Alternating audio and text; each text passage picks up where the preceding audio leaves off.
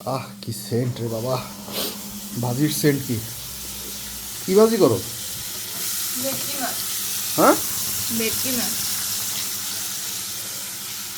ভেটকি মাছ কি ঝোল করবা না ভুনা করবা?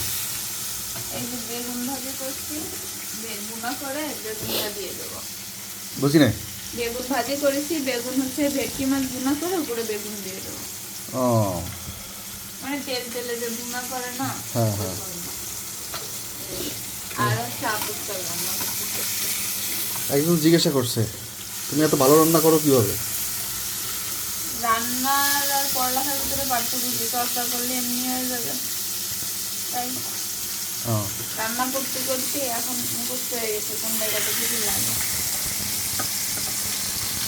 অনেকে তো তোমার রান্না খাইতে চায়, তো তুমি কি বলতে চাও? সবারই দাওয়াত। ইনশাল্লাহ কোনো একদিন আল্লাহ যদি দিদিকে আমার খাবার লেখা রাখে তাহলে অবশ্যই শিখতে পারবে। ঠিক আছে। দিদিকে